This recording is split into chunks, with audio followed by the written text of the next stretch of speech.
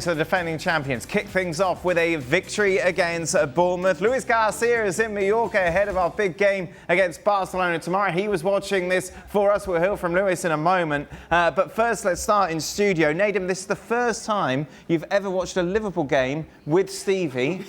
How would you describe that experience? I think it was a remarkable experience. I think for all those that think that maybe he's not really pro-Liverpool, trust me, he lives and breathes it. Yeah, if there was a ratio of swear words. Yeah, it was. I think to sum up, Stevie wasn't really that calm, which says a lot about the game itself. Absolutely. At 2-0, you thought, well, maybe he can be calmer now. Yeah. But that finish, it was a bit on the stressful side, and I think rightly so. It's interesting, Steve, because at 2-0, we thought, right, this is going to be easy. We'll just say this is exactly what you expect, obviously. Still some teething problems, but you expect Liverpool to move on and build from this. But they were so vulnerable in that second half, and it turned out to be a Chiesa, as we mentioned, of all people, who comes off the bench to be a hero. But boy, Liverpool made us sweat. Yeah, and I think it's important to point out that, you know, in the first half, Bournemouth had some breaks similar to the ones they took advantage of in the second half, and obviously in the first half they didn't do it. So that threat was always there. I mean, it's hard to know which way to go. Clearly, when you win a game, having been 2-0 up, you come back to 2 and you win 4-2. You should be cock-a-hooped, talking about all the positives.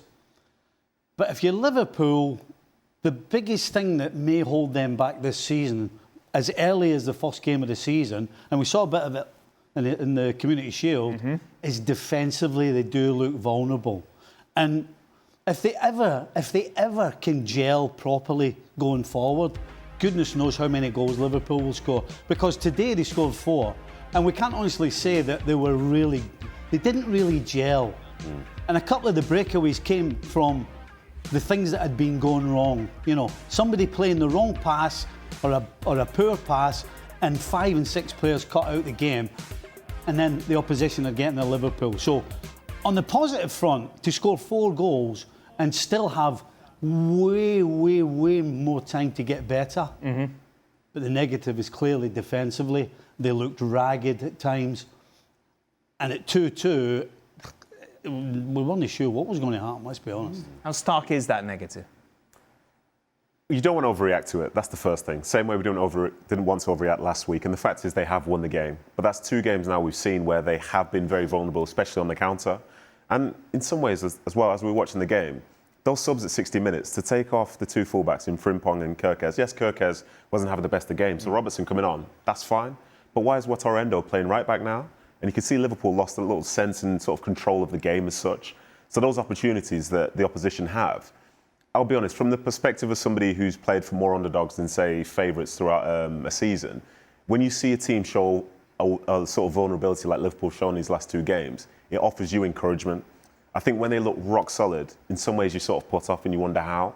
But Semenyo running through for that second goal, nobody laid a glove on him. Nobody at any point. But then also, you look around it, how many people are sprinting back? Probably fewer than you would have expected from a Liverpool side. So I think defensively, yes, that is a concern. You know they'll get better. But if you have to score 4 goals every week to be winning games of football, I think that's going to be a concern. Okay, so you obviously follow German football closely. Ekitike came with a big price tag. 2 goals in 2 for him so far to start his Liverpool career. Perfect stuff. Yeah, absolutely. And I think anytime any player comes into a new club, a new league, you know, after a big price tag, there always seems to be like there's a little pressure that you want to get off to that quick start, so then it doesn't start becoming 4 games, 5 games. So now the key, though, for any player that gets off to a quick start is to sustain it. To not then be like, oh, look, he started well, but then the fixture congestion over Christmas, and he just can't handle the pressure of the league and the pace. And I mean, he really looks like in a team where you're talking about defensively need time to gel, he looks like he's started perfectly for what they needed. Because what was a lot of conversation? Liverpool needed a striker. They needed that number 9. And when you get a start like that against a big money signing, it's perfect. Luis, how is it watching it from Mallorca, from your perspective? Obviously, with your Liverpool hat on, delighted with the victory, but there is going to be doubts, isn't there, considering what we've seen? Or are we getting over the top here? It's only the first game of the season. Yeah, exactly. And I think that I'm trying to get, as always, the positive side. It's the first game of the season. They are players who have to adapt to a new style, a new team, a new league, the intensity, and to be exposed many times. You guys are talking about that Liverpool right now looks really, really vulnerable at the back. Don't forget, Kirky, it's true that he struggled today, had a lot of problems to hold in that left side on his own. They are two players in the middle of the park, McAllister and so like that. They do a fantastic job, but they are always attacking minus, so the transition are always going to be in favor of the opponent that is waiting for those kind of situations. And it's true that the depth in the squad that the Liverpool has got at the moment is why today they managed to get the result, because at the point of 2-2 I was really doubting they were going to get on the top, because I think Bournemouth did a very good job. But again, we are talking about the first game of the season, players adapting. Let me say something quick about Ekitike, because today I think that we saw a little bit of what a player can give us in the last third, but because the layoff, the holding the ball, the movements, the runs, the connection between him, Birth, Salah and Gakpo, it was fantastic for just a short time that he's been on the team. So he's a player who I think that is going to give a lot to this Liverpool side. So it's true that in the last couple of games, Arnello mentioned about being vulnerable and being exposed quite often.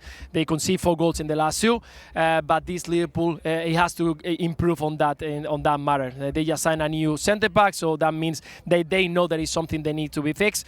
But in the end, they scored 4 goals once again, and they managed to get the 3 points the first game of the season. So I'm getting to all those positive vibes, and I think that this Liverpool is going to be right there, getting fixed what they need to do, and up front again being really a big threat every single time that the ball is in the last third.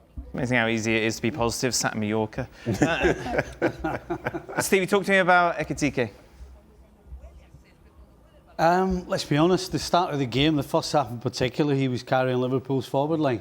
Second half, Gakpo came into it a little bit, but Mo Salah had the kind of game that he's had quite a lot. As much as he scores a lot of goals, he didn't do an awful lot, but he did get his goal. And so the conundrum going forward is going to be, when is Wirtz going to start doing what Wirtz was brought in to do? How would you rate him today? I thought he was pretty average, to be honest. I think he probably passed the ball to a blue jersey more than he did a red jersey. I think most things he did, he was not convincing in what he was trying to do. There was no real pace about him. And he was kind of floating around as if he wasn't sure where he should be to get the ball. Now, at the end of the day, that takes time. You can't just throw 3 or 4 or 5 players together and think they're all going to understand what everybody's looking for. But I think he's the obvious one who is looking and searching to figure out what he should be doing. And really, what he should be doing is getting the ball in the final third. That's where he should be on the ball. But he doesn't seem to be getting it in the final third. And when he's coming short, he's not doing enough with it. So they've got to figure out how to use this guy's ability. Because there's no question he can play. He's just got to get in the right position with the right balls, and then he has to then play the right passes. Well, and that's what he did for Leverkusen. He was always in a more advanced position, but he had such a free role at Leverkusen. Just find the attack, look for the open man if they're open, but if not, then try to dribble 3 guys and score yourself. And so I think I agree with Stevie 100%. It looked like he was a little too far deep. He was trying to find the ball, but wasn't quite sure where to find the ball in that setup. But I think he's such a quality player that give him a couple weeks, and I think he'll figure that out. The other thing as well, from a defensive point of view, Wirtz being one of the 3 in the middle with no Gravenberg. Right. Then there's not... He was suspended today, obviously, that's why he didn't... Yeah, that's why he's not... But that's a clear problem, because Szoboszlai and McAllister could probably do a better job than he probably did. He's not 100% fit. He's missed a lot of the pre-season. But without Gravenberg and then Wirtz being one of those 3, Wirtz gives you nothing defensively. Which, again, it's not why he's there. But if you're going to play him in that 3, you need to have somebody who's really solid, who's going to be in front of that back line, and who's going to stop the second goal that we saw Semedo, because he just ran straight through the middle. Yeah. Somebody like Gravenberg would stop that. So they have to do that, and then they have to figure out where Wirtz's best position is. Every man, I think, that I asked when he signed, agreed that Kirkes was a great addition to the squad. How do you explain a day like today? You can have bad days. I think the fact that his very first game is against his former side, against probably the best player for Bournemouth as well in Semenyo, he probably knew he was going to be on the back foot. And in fairness to Bournemouth, they kind of targeted him. And that matchup, as we saw today, is probably something which they saw every day in training through the time that they were together. So they knew that it was going to favour Semenyo. Right. And also, this is a young player getting a chance to play now in this situation for Liverpool, a team trying to retain the title. So there'll be nerves in there. And I think for me, it looked like a nervous performance. I think the yellow card itself, just before he committed the foul, you could hear the crowd say, "Come on," because he's keen to go and make that tackle. But when he's a bit calmer and the nerves aren't there, you understand that he can't get there. So he plays a different sort of game. So it looked to me like a youngster's performance. But unfortunately for him, it was against a player who, basically has probably had his number for the last couple of years anyway. From a youngster to a veteran, Luis. Mo Salah, what do you say about him? About Salah, what can I say? He scored once again. And again, I think that today he was really emotional. We saw him really struggling when the crowd sang a song for Diogo Jota. I think that that matters. Sometimes we forget that we are talking about human beings, and some they receive that situation in a different way. And today probably he felt in some part. But again, Mo knows how to react. Today probably wasn't the best game. He was again trying to adapt to the new players. He got Ekitike running all around, finding the places, trying to link with him, but sometimes he couldn't find him. So in the end, he managed to score that goal that I'm sure that he's gonna settle into the season. And we are talking about the top scorer of Liverpool for the past many years. So again, sometimes we have to give him a break and not try to put the focus all the time on him when he's not performing, because he's surrounded by top quality players. So we'll see the best of Mo Salah in the coming weeks for sure. Our producer, who can't think for himself, had to ask you whether or not to have Salah in his fantasy team. He cannot think for himself at all, by the way. You said no, he's past it, don't bother. Yeah, that's not exactly what I said, no. I wouldn't go that far. I was talking more about general performance, but I did say that he will always have a chance and he'll always have a moment. But again, this performance today wasn't one of Salah's best. But I think to sum up, the fact is he can still have an impact. And yeah, it's nice that you tried to call me out like that on TV, but fair play to him. But there's certain times where it's frustrating because he's had some 2v1s, some 1v1s, and the decision making isn't necessarily perfect. But the fact is he can still continue, can still step up and can still be trusted in his Liverpool side. And now he's having, different players playing around him. So he kind of needs to find his feet as well. But I think the point that Lewis made is a big one, because today for Liverpool was always going to be an emotional day, and you've got a bunch of players who are going to do everything they can to try and have like a good performance to sort of commemorate Diogo Jota. And that's tough to play in, because I can go back to my career. In 2008, I played in the Manchester derby on the same day of the Munich disaster. It's commemorate, I think it was maybe 50 years or whatever it was. And that day for United was a tough day for them. We ended up winning and we hadn't won there in 35 years. There's something about that sort of sense in the stands, what people really want and what they long for, isn't necessarily something that comes easy. So credit to Salah, credit for Liverpool for finally getting it done. When you looked at the squad that was put out today, Stevie, no surprise at all that it's Chiesa who's the hero. Yeah. Never in doubt. That was incredible. When he was I coming, was screaming to get him on. I don't quite remember that in part of the narrative in the room. That's incredible. I mean, you got to give him credit. Clearly he looked as though he couldn't wait to get on, and then when he did get on, he's popped up and he's focused, he's concentrated. He's not. It'd be easy for somebody like him for what he's already done in his career, and he's not stupid. He knows that we're all kind of, we're all having a little snigger here and there, but his experience and what he's been through previously, that's water off a duck's back, and that's why he's able to come on in a game like this with not a lot of time to go and be at it and be ready for that opportunity. And that's the key for every player. Be ready, regardless of the situation. If it drops to you, because you don't know whether it will, sometimes it does, sometimes it doesn't. But if you're ready for it, then you can do what he did and take the opportunity. Does this make any difference with regards to whether or not you let him go between now and the end of the transfer window? The goal doesn't? No, I don't believe so. It's about getting players in. If they get players in, then you can let them go. But until then, you can't do it. Regardless of whether he scores or not today, they can't afford to let another body go. Lamine Yamal's the number 10 now at Barcelona. Do I need to hang on to this ball, by the way? I'm sorry. Yes, kick it to the camera. Right. Okay, anybody want this ball? Listen, if Lewandowski can do it, I can do it. There we go. Martin. Yes, I made that one. He made Nice. First one. Lamine Yamal, number 10 this season, a lot of responsibility at 18 years old. He's come of age, he's extended his contract. It feels weird to say, like, how can he better himself than last season? What do you want to see from him this season? Oh, consistency. I think this is what everybody is expecting. We all know that the pressure is on. As young as he is, and yet you never felt that the pressure was getting to Lamine Yamal, that he was always enjoying what he was doing, and he was very much at peace with being out there, having fun, scoring goals, being productive, being potentially the best player in the world, and that it seemed like he was doing it in his backyard. Now comes expectation. Last year was like, wow, my goodness, Lamine Yamal, look at him. Oh, what a beautiful story. Now it's kind of like it's turned the page to, well, you need to do it again. And you need to do it again and again and again and again. And what I don't want him to do, what he has to be very careful, is that he loses sight of what makes him successful. And it is enjoying the game. As long as he continues to do that and this doesn't become a business for him, that this becomes actually something that it becomes stressful for him, we'll see some of the same things that we saw last year. And in fact, I am confident in seeing an even better version of Lamine Yamal, because it's an even more mature version of Lamine Yamal. He's going to be great this season. Now, of course, that's a superstar already at Barcelona, an 18-year-old superstar. Over at Real Madrid, the superstars, Kylian Mbappe, Vinny Jr. Yesterday we had Mario Suarez here, asking whether those two players would be pressing for Xabi Alonso. What are your thoughts on this?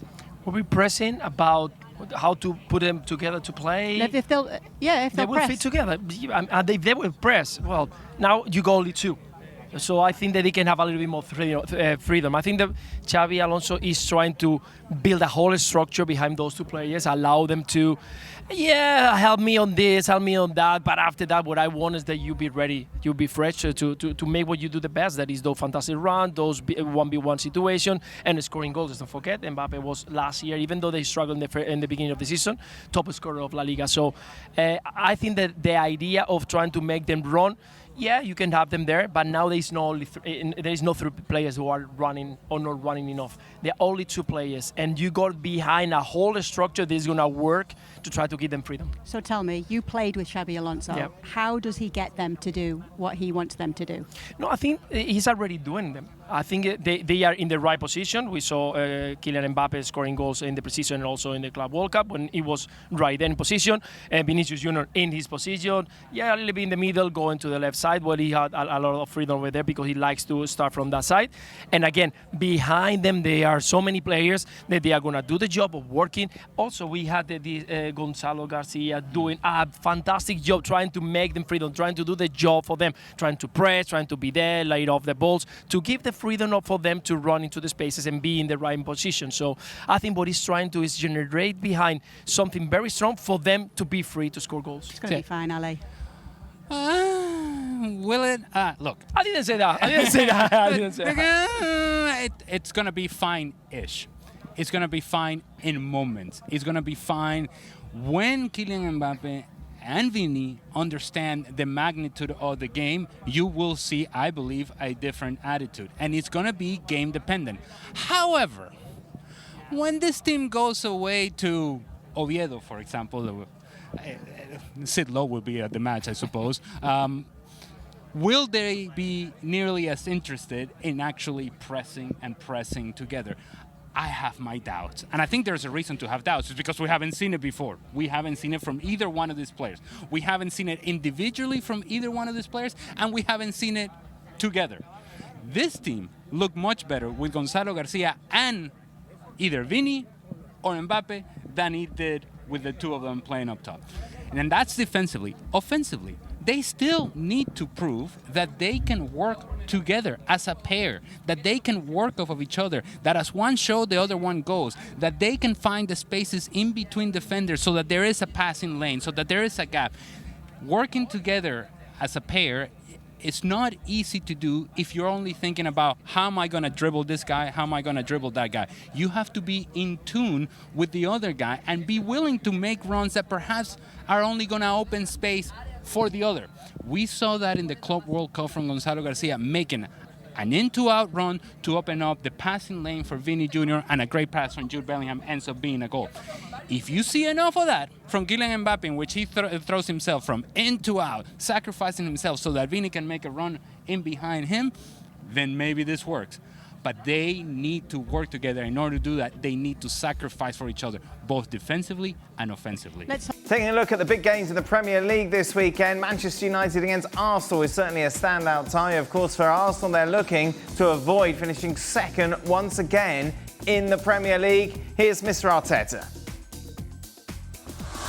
Yeah, you keep digging, and you have to be digging because one day the gold is going to be there, and that's all the time. When I've been tough, when I've been educated, and that's it. For 3 seasons, we have more points than any other team in this league, which is incredible. So that's all about the consistency. Now we have to do it in a season to earn 1 more point or the same amount of points and more goals difference than any other team. That's the objective. We did the maths, and in fact, Arsenal don't have the most out of any side over the last 3 seasons. When it comes to combined points, they are 4 adrift of Manchester City. Stephen. What? I mean, Is it desperate that you're making up facts? Is it? he has been no different since he walked through the door at Arsenal, coming out with patter that's wrong, trying to sound clever, coming up with all these different wee things with his light bulbs. It's just the way he is. Right. I mean, listen, I don't suppose it would matter even if they had won the league. He's still going to come out with something, and we're always going to have something daft to talk about with him. It's just the way the guy is. It just seems silly to say something that is so easily fact-checked. It is. I'm trying to find a way to give him the benefit of the doubt. I think somebody stitched him up. I think. Yeah, someone's forgot to carry a number last somewhere. day. Someone's like, right, I've had enough of all Hey, this. say this. The bigger point he's trying to say is that there's consistency there. That's what he's trying to say. But to deliver it in a way which isn't necessarily true is a little bit awkward. But it's the start of the season. He has the belief. He knows his team good enough to do it. But can he get it over the line this time? Is Arsenal playing Manchester United? Who benefits from this being the first game of the season? I think Man U does. Do you think so? I do, because I think Arsenal. I don't think anybody's expecting Manchester United to challenge, and Arsenal need to challenge. Mm-hmm.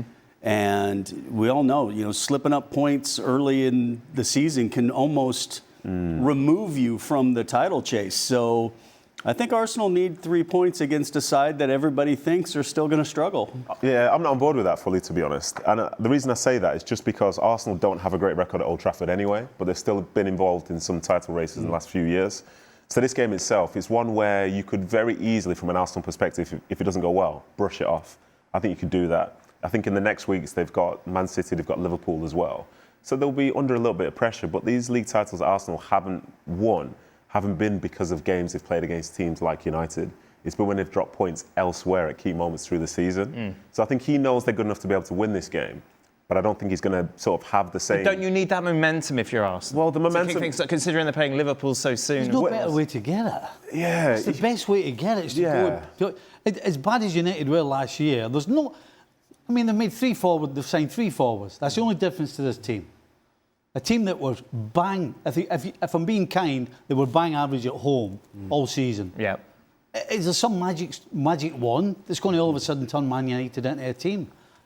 That momentum you're talking about, yeah. They beat Man United in this game. Right. No. You've got your momentum. And by the way, they'll beat them anyway. Yeah, I'm not really buying into that. I think it's more so the other way, because if United beat Arsenal, I think their fans will believe that they can do something this year. Whereas if Arsenal beat United, there won't be any big reaction to it. I think there'll be a big reaction. I don't think there will. You think Arsenal fans are like, we knew this was going to happen anyway? No, because they need to, in their minds, to be successful, I believe, and I don't want to put words into their mouths because, there's millions of them everywhere. I think they need to go to a place like Old Trafford and just say it's business as usual. We just win games of football here. I think that's what they aspire to be. Whereas from the United standpoint, they've been so bad in this last 12 months that a win against Arsenal at home to start the season with new signings is the boost that I think that they need. Whereas for Arsenal, I don't think it moves the needle. Let's see then where Stephen Nicol has Arsenal in his predictions. Here we go. As we look ahead, of course, to the season. And he has Arsenal finishing second for the 4th time in a row, and a small club called Liverpool winning the league. How close is it going to be, Stevie? Well, I think it'll be close. Yeah, I don't think this is going Between to be... the 3 or the 2? I can't hand on heart turn around and say that Man City are going to be going toe-to-toe all season. Right. I don't see it. Defensively, they have done absolutely nothing to make themselves any better from that side of the game. What they've done is they've added more firepower up front, which means that they might score some more goals. But defensively, they have done zippity-doo-dah day to make themselves any better. And that's why I'm not quite so sure. I'm actually not quite sure what we're going to get. I don't know whether we're going to get the Man City of the last, 2 or 3 months? Or the Man City of right in the middle of the season when they were complete garbage, or the Man City at the start of the season who looked as though they were going to be challenging. Yeah. So I don't think you can put your hand on your heart and say that A, they're going to win it, and B, they're going to absolutely be right up the top for the length of the season. You got something to say now? I'm just saying that Nathan believes that Manchester City will win the league. I know, I heard them yesterday. And he doesn't believe your theory of zippity-doo-dah.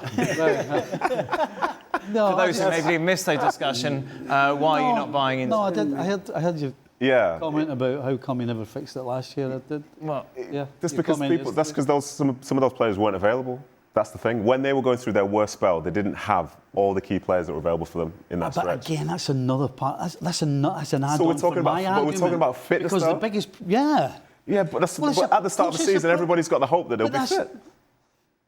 But if you look at the last season, I mean, is John Stones ever going to play again? Listen, what I would say, Nathan Ake is ever going to be 100% What I would say is that last season showed that City have been very good or fortunate over the previous years to have so many players available to where you can have options on a regular basis. Last year was the outlier as opposed to the previous 3.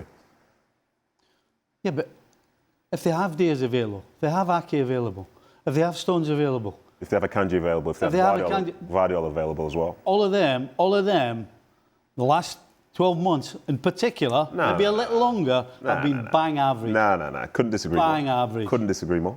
Bang average. Couldn't disagree more. I think the one that struggled the most last season is the one that's not there anymore, in Kyle Walker.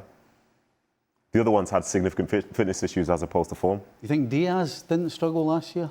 Diaz struggled in that stretch when everyone else did, but again, it's because of the fitness side of things. That last third of the season, as you rightly mentioned, they were far more solid, and he was part of that. Yeah, but hold on a second. They were far more solid, but they would have to be because they were so bad, they couldn't have been any worse. So you're saying they got better? That is a little different than actually saying they got better. So you're saying they got better, and I think the difference going into, say, That's for example... a little different than saying they got better. Hey, listen, we've just watched Liverpool. That's like Man United. We've just watched Liverpool. There's no way Man United are going to be 15th. Are you concerned about Liverpool's defence? If they finish 10th, is everybody going to say, well, they're much better than they were last year? Are you concerned about Liverpool's defence after today? Yes, I am, yeah. Okay, so then surely that's the thing in itself. If City's defence isn't great, then what's Liverpool's for them to be so much better? You said City have added firepower, so maybe they'll just score the way through it. Well, Liverpool's defensive problems that we've been highlighting have been over, hold on a minute, 2 games. So the start of the season then? So Man City's is a 12-month period. You're talking about last season, I'm probably talking about this season now. An 8-day period. Let's take a look, shall we, at Casey's predictions, which of course has some weight in this argument as well, because Casey... Inject it! Hold on, is that a mullet? Yeah, it is, of course it is. That's a half mullet, by the way. I love that. No, Casey, you've got Manchester City as well. Yes. I just don't think they can have the same season they had last year. What about the arguments about the defence? Yep, I think it's valid, but I also think that just seems to be the new way everybody plays. You don't sign a defender that defends. You sign a defender who passes the ball really well out of the back. You don't sign an outside back that's a great defender. It's how well he gets forward. So I think it's just a case of, like, even today with Liverpool, 2-0 up, concede a goal. It wasn't a case of, okay, let's get our shape right. Let's, drop this player back. Nope, let's just keep going and see what happens. And I think it's going to be wide open. And I think Man City, by adding more firepower, Holland will have a better year than he had last year, and I think they're just going to outscore everybody. Sorry, Stevie as well, I forgot to say. Do you think Rodri coming back makes a difference or not? Well, when's he coming back? He's available now, basically. Well, apparently he was available for the World Club Cup. Oh, did you watch that? He didn't really play much, did he? Did you watch? Yeah. And then, of course, so do you think defensively, do you think that makes a difference? And he's not do you think that makes a difference play. defensively? So you've got them going from third last year Well, to let me third ask you a this year. question then. Do you think when Van Dijk was out for such a long period of time, when he came back, he wasn't at his best, was he? No, he absolutely wasn't. So Rodri's going to be the same. That's a guarantee. No. Yes, a guarantee. Because I'm going to add to that because they said that he was a big part of what was missing. So even whatever percentage he can be in that midfield and he can build into it, surely that makes them better. Does he make them better enough to win the Premier League? Well, you still got them in third. I don't think so. You still got them in third, that's the point. Manchester City, of course, kick off against Wolves this weekend. And, of course, we'll be reflecting that on the next edition of ESPN FC. It will be Bayern Munich in action against Stuttgart. As you can see, Bayern Munich have featured a lot in this tie over the years. They haven't been particularly dominant. For more on this, let's join Archie and Thomas. Thanks, Dan. The Bundesliga is back next weekend. But before we get to that, we've got to get through the Franz Beckenbauer Super Cup with Thomas Hitzelsberger. Thomas, Bayern, champions of the Bundesliga, not of the Cup, which is why they're playing Stuttgart. What state are they in coming into this season? It depends which way you're looking at it. There are some positives for Bayern. I would argue that Vincent Kompany has done very well in his first season. He's won the Bundesliga. They also brought in Luis Diaz, a well-established Premier League player from the champions from Liverpool. On the other hand, you could argue they missed out on the player they wanted the most, Florian Wirtz. Also, they're still fighting to get Nick Woltemade. So it's kind of up and down, plus the fact that they didn't have much rest in the summer. So many games going on. So it will be interesting to see. But overall, I'm pretty optimistic from Bayern's point of view. They will do well next season. There is still some uncertainty around the club regarding who's going to step up, I think, to certain roles in the squad. And I'm mostly thinking about who is going to fill this void of character that Thomas Müller has been providing them. Well, I would assume I should have mentioned that first. Of all the things that are important to Bayern is Thomas Müller. He's just left the club. He's leaving a big void. I'd say they miss him a little bit as a player, but more importantly, the personality. Everything he's done for the club on the outside, but also in the dressing room. That will be very, very important to fill that gap. You look at the team now, it could be Joshua Kimmich, of course, who's been there for many years. Manuel Neuer, who is still there. Maybe Harry Kane with his experience. So some of these players have to step up, but nobody will ever be able to replace Thomas Müller. And maybe some younger players as well could be making a difference. Lennart Karl has been making a real impression in pre-season, but the signing of Luis Diaz really stands out to me, given that he's on such a level. And it makes me think, how is any team going to get near to Bayern this season? Yeah, I just can't see any other team being close to them. Like I said, they still have by far the best squad. If they deliver, if they show their quality, I don't think anybody can catch them. I think Luis Diaz is a big statement because Bayern and the Bundesliga in general, they always look at the Premier League. Most of the time the best players go to the Premier League, but to sign such a big name in the Bundesliga is still good, is relevant for the Bundesliga.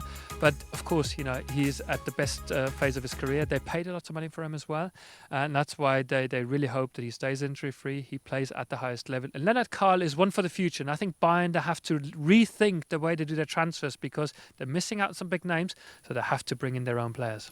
Usually the biggest names in Germany go to Bayern, but Stuttgart have held firm so far with Nick Woltemade.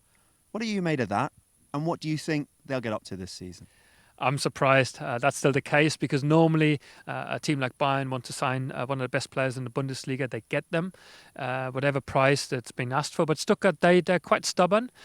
It's still, the window is still open, so it's going to be an interesting next 2 weeks. But fair play to Stuttgart. They are strong. They need him as well because they are still ambitious. And a player like Nick Woltemade, these type of players are not easy to get. So the price tag has got to go up. Otherwise, he will stay at Stuttgart. Thomas, prediction for tomorrow? I do believe, even though it's at Stuttgart, that Bayern will have the upper hand and win 2-1. I'm going 3-1. So that's where we're at, Dan. Thomas, thank you for now.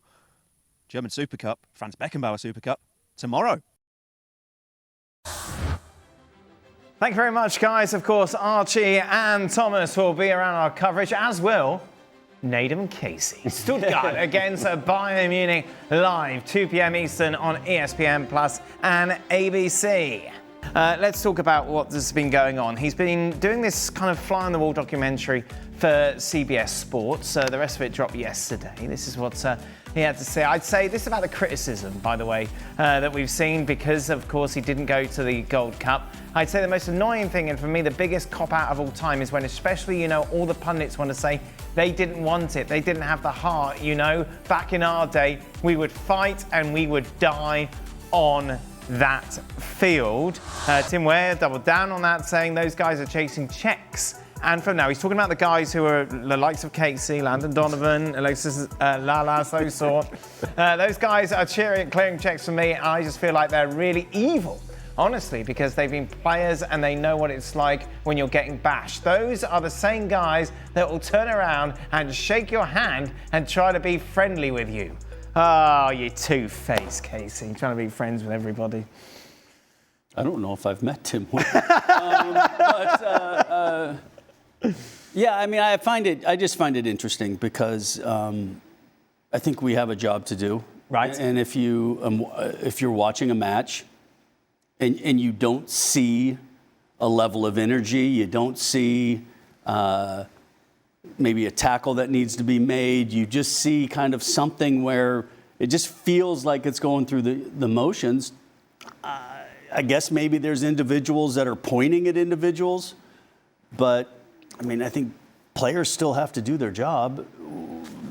We ex-players still have to do our job. Yes. And I can't lie to the fans because I'm friends or want to be friends with one of the current players and say, oh, I know this game looked terrible and you just got beat at home, but it really was really good. Yes. And I mean, don't get involved in this kind of stuff. You can't win. Dan, you're talking every day on TV. Whether you like it or not. Whether you like it or not. And so the problem is if you pick a fight with guys who have podcasts, who have to fill stuff, it just piles on. Just say, hey, everybody has their opinion. Right. I'm going to go out. I'm going to try to show that I give everything I step on the field. I had no problem with the situation of Christian not playing in the Gold Cup. To me, this is all about current results, kind of post World Cup in Qatar, and the team just has not clicked. It just has not happened. They break the bank to bring in Pochettino. That hasn't worked. And to me, it was this golden generation that was coined in our American press, and it's fallen flat. That's what the criticism is. What's interesting, Stevie, is the fact this is quite a new phenomenon, obviously, that players can have these fly-on-the-wall documentaries to give their side, I suppose, of an argument, their side of life. As a manager, how much you would have encouraged players to do this? Not at all. Get your mouth shut. You can't win. Yeah. You can't win. Do they think that Casey at times didn't get criticism? Of course. Every single, it doesn't. You can go back as long as you want. People criticise you when you're playing, and you can't turn round and go on. I mean, I guess today it's different with social media, but back in my day it was a newspaper. You wouldn't go in the newspaper and start saying that, oh, so and so was calling me this and I was doing this.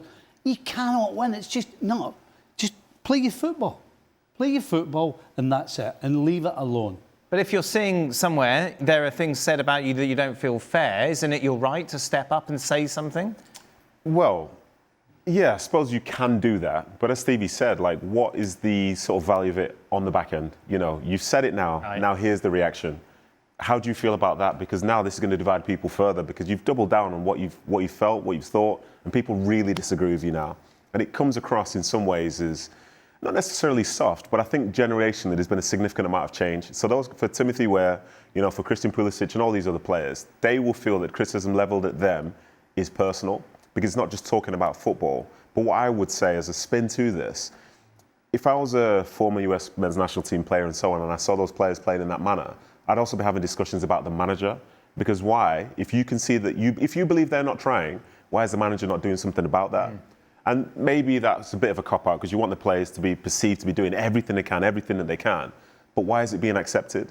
Because if I speak up on a podcast, which I could do 7 days a week or whatever, Like, what change does that bring? If you want change, then the person that can change it needs to see it as well, because that's what they're being paid to do. This argument, do you want to say something? I was just going to say, it sounds too simplistic, but the truth of the matter is, as football players, we've all been patted on the back. Yep. I don't hear anybody going on the papers complaining that we're getting too many pats on the back. Well, so you know what?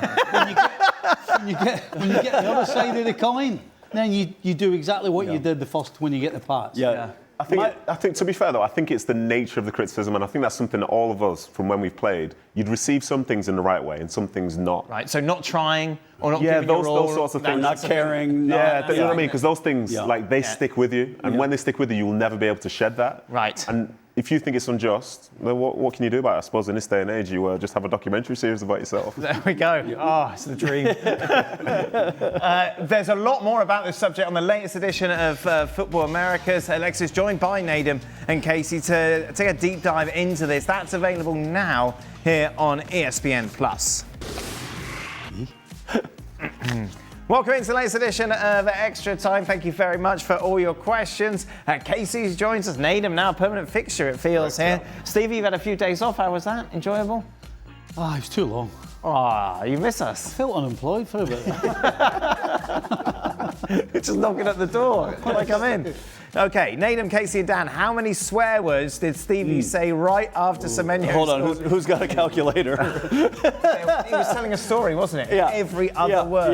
Yeah. It was impressive. I mean, and for someone who,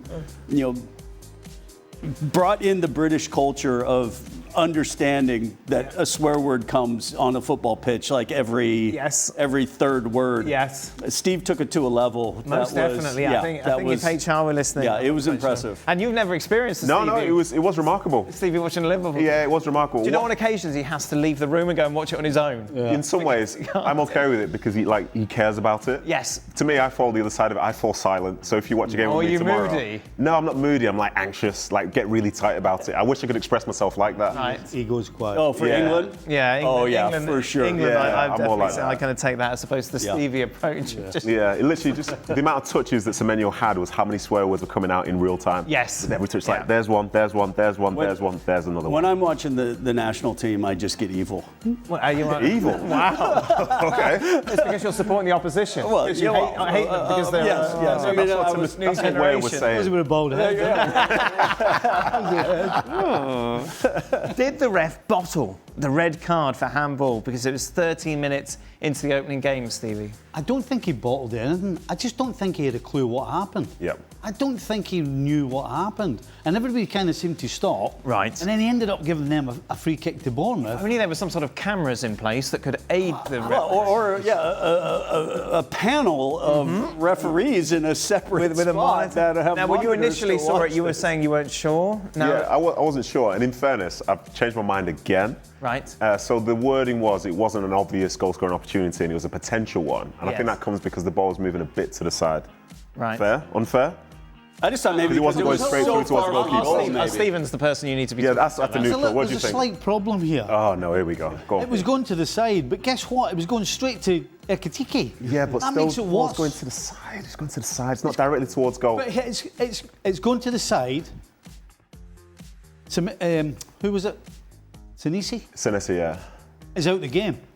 He's made a mistake. Yes. It's going somewhat to the side. Listen, it's going straight to Ekitike, who's going to be straight through. That's how you see that's fantasy now. You think that's what he's going to do? But isn't everything fantasy in this sort of Pretty much, yeah. But to be fair, let's just point out the fact that Senesi is so nervous he's decided to try and play basketball. That's never a good sign. No. In this sort of era as well, VAR, to be doing that weight on the halfway line. I wonder if I'm going to be sent off. Stevie, did Slot almost throw away 2 points by subbing both fullbacks at the same time, replacing them with a midfielder instead of Gomez? Absolutely, 100%. Yeah, that was part of the swearing. Yeah. I mean, Nadim said it during the show about Kerikez. We understood it. He was on a yellow. He was having a hard time. He was unsettled the whole time. Okay. Kerikez. Yeah. So I thought you said Kerikez. Probably did. Added a vowel. Frimpong, on the other hand, hadn't been a problem. Yeah. Right. And his pace was needed. And we saw that because the goal comes from that side. Endo's not even there. Konate can't close Brooks down now. It's a great ball from Brooks. and then they get the second one. So absolutely 100%. The game changed when he took the fullbacks off. But then changed back when he brought on Chiesa. Oh, Chiesa. Oh, it's going to be the match winner. Now, I just got to remind you, I don't choose these questions, Casey. Okay. How hard was it to be left off the '94 World Cup in the US? Do you think at the time you should have been one of the goalkeepers brought in? Well, I mean, it was... Who were the goalies, Casey? It was Tony Miola, Friedel, right, and Jurgen Sommer is the third. Right. And so I was... How old were you? Where were you at this stage? I was at Millwall. I was the only one playing week in and week out. Tony and Brad were in residency camp for 2 years because there was no league in America. Right. So they were playing Bolivia 14 times. You're hinting at there's some politics involved here. Look, I don't know what I still to this date I've been told like 7 different things why. Did you ever ask the question why? Multiple times and never really got a real answer. Right. So it was just one of those, I mean, you can't explain it. And I knew it wasn't going to go well because for Millwall's playing Luton. Jurgen Sommer's playing for Luton. We beat Luton and it's at home, but the U.S. soccer people had gotten tickets from Luton to come to Millwall to watch this game to tell which one of us was going to be in the World Cup squad. So, but look, I think like every situation, I shouldn't have been on the 90 World Cup team. Right. I mean, I had a great youth World Cup, but all of us were amateurs, basically. If it had been reversed and I wasn't on the 90 and on the 94, that would have made more sense. But in the end, it was a decent career. Don't worry, I wasn't selected for the 94 team. There you go. There we go. It's fine. Stevie, has Virgil van Dijk surpassed the level of Terry, Rio and Stam? Where would you rank him in the greatest centre-backs in Premier League history? I feel this would be more of a Naden question. No, let Stevie take it. Let Stevie take it. Who for you is the greatest Premier League defender, Stevie? Say Van Dijk's not in this conversation. Who is the pedestal in which you put? Oh my goodness! Do you have to go generational? Can you go like? I think the answer to the question is that he hasn't surpassed them because they've all been as important. They've all been as important in captain and looking after everybody around them in great teams. Right. And all great teams have somebody, particularly at centre back, in my opinion, who actually holds the thing together and steers the ship. And I don't think you can separate them at all. I think there's no question that they all deserve to be in the conversation. To turn around and say as to who is the best is an impossibility. I think the only thing you can say is that John Terry was absolutely frightening at his peak, as was Rio. Rio Ferdinand, I'm not sure whether I would have Stam in amongst the other three. I think Stam was great, but I don't think he was as good a footballer as the other three. Naden? No, I think that's fair. Is it fair to say to start with that Van Dijk's the best Liverpool defender in Premier League era? Would you say that straight off the bat? Premier League, yeah, yes. Straight off the bat. In the Premier League, yeah. No. I think it's a good discussion. You could argue the case that he could be in that because the ones who we're naming, he's got traits which suit both of them. I think for John Terry, the last-ditch nature of him, some of the defending, the heroism, like he's got that. For Rio, the ability on the ball, like he's got that as well. But he's also massive. He's got huge presence. So I think for Van Dijk, he can play for Liverpool in this era, but I think he could have played in previous eras as well. Right. So I think that ability and that skill set shows that he can do everything. So yes, I think he's definitely part of the discussion. Which says a lot given how much money he cost and where he came from, but he's been worth every single penny and then some, I would say. So you grew up as a City fan. Correct. But that's when they were rubbish. Relatively speaking, yes. So you didn't really have a centre-back to admire from your team. No. So which centre-back did you kind of think, this is who I want to be, this is who I base my team team around? To be around? completely honest with you, when I was younger supporting City, I was actually a striker in the academy.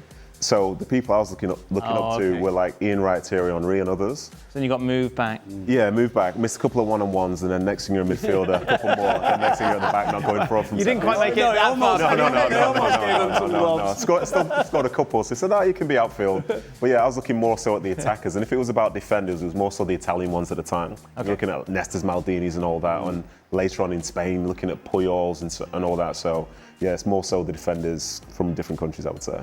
Nedum. Yes. What sites attractions would you recommend to a first-time visitor to Manchester? It was the Etihad Stadium. There's the Etihad campus. I think when you come to Manchester, Curry Mile's not there anymore, is it? No, still there. Is Curry Mile still there? I used to live near the Curry Mile. I think in terms of Manchester, you need to venture out to the idea of Greater Manchester. Right. Because the city centre itself is really nice. There's lots to do. Lots of young professionals in there. The Arndale Centre are we putting in? The Arndale's completely changed, by the way, since you were last there. So okay. Just dial it back a little bit. All right. Just dial it back a little bit. Piccadilly Gardens. Wouldn't recommend going to Piccadilly Gardens. But there are lots of places within the centre, and if you go around to see some of the history, like if you're into football, go to the Football Museum. If you want to go catch a game, go to Old Trafford, go to City, go to the local ones, go to like Bolton, go to Bury, go to Stockport, go to all these places. Oldham? Yeah, they're in the league now, so yeah, go to Oldham, go to Rochdale, whatever you need. But yeah, there's tons of places, loads of outdoors things to do, and people just have a good time. Printworks is still there? You're talking about some of the worst places here. No, I'm just saying this is where I used to go. It is still open, yeah. It's still open, but you're talking about the Printworks in Curry Mile. Yeah. I wouldn't necessarily say they're the ones turn up in TripAdvisor. I don't Curry Mile, fantastic, no? Bring your own. Just go hang out at the Winslow Starbucks and just look for what footballer comes in. Oh dear. Final question. Now we discussed when Tottenham came out in their white suits for the match against PSG, we brought a Macca's white suit. And I asked him whether or not he still had whitish cream, whatever that was. And he said no chance. That was gone like within a week. But I thought, because you are who you are, Stevie, you would keep your suit because you won't want to buy another one. No, I have no idea where it is, when it got chopped, or whatever. You think it even made it out of the top, even made it out of Wembley? No. Or is it but we're not talking about the white suits, we're just talking about your general FA Cup suits. Yeah. No, I've no idea. Well, because they were sensible, ordinary and smart. Right. So you wouldn't even remember them. The only reason we won't remember is because it's stupid white shirt. Right. That's why everybody remembers it. Yeah. But I thought, given your penchant for not spending money, that you might. I've got a couple of my old team suits, to be fair, still available. And the best ones are the ones that don't have the badge on, because then you can use them again. But unfortunately, sometimes when they make it really specific, it's like, I can't really wear that around I wasn't anymore. expecting that. What's that? Yeah. If you don't have a badge, you can wear them again. Some of them nice suits, yeah. And I don't really like wearing suits, as you know. They still fit you. Look at Stevie judging you because you haven't bought a new suit in 20 years. It'll be 20 more years as well. Casey, old suits? I have an old Sounders suit. Oh yeah? Still, but I'd have to go through some storage bins somewhere to see if there was. To find out. The first cup final I was in with Leicester, we were sponsored by Next. Oh, okay. So it was like kind of an off-the-shelf thing that. Yes. And we ended up getting. How would you describe Next? Just like a middle of the road. Yeah. Mid-level, yeah. Gap. Menswear, yeah. You know, Old Navy, something like that. I've got plenty of Next stuff. And it was just. That will help boost the sales. My jacket didn't make it back from Wembley. Oh. It didn't fit. It was I think it was still somewhere in before the reconstruction of Wembley. Right. Yeah, like Nedum said, sometimes if it's all badged up, you just kind of like, okay, that just kind of goes over there. If it's kind of generic, but just a nice suit because you're at a good club and there's a good suit sponsor, then you're like, okay, Dan, that gets recycled. The best suit I had was when City got a bit more money. It was sponsored by, I think it was like Armani. Oh, okay. Really superb fitting suit, gave you like fancy socks and all that. Listen, you're not going to wear that training with the under-18s, are you? So that just sits in my wardrobe there. Never worn. Beautiful suit. Oh, lovely. Never worn. Very nice, Armani. Yeah, superb it was. Liverpool have Armani suits? Don't think we even had labels. So many stereotypes. Ted Baker was a big Spurs fan. There you go. Oh, so beautiful. I was injured at Fulham and was going down to do the World Cup draw in South Africa. And the kind folks at Ted Baker kitted me out with a couple suits for the World Cup draw, which was pretty cool. Do you still have those? No, I can't fit into those anymore. Come on. That was a while ago. That is it then. That brings us to the end of today's show. Tomorrow is all about Casey and Nadem, of course, bring the German Super Cup. You've got Kay and Ali as well in Spain for Barcelona's opener. So much to discuss then on the next edition of ESPN FC. Be sure to join everyone.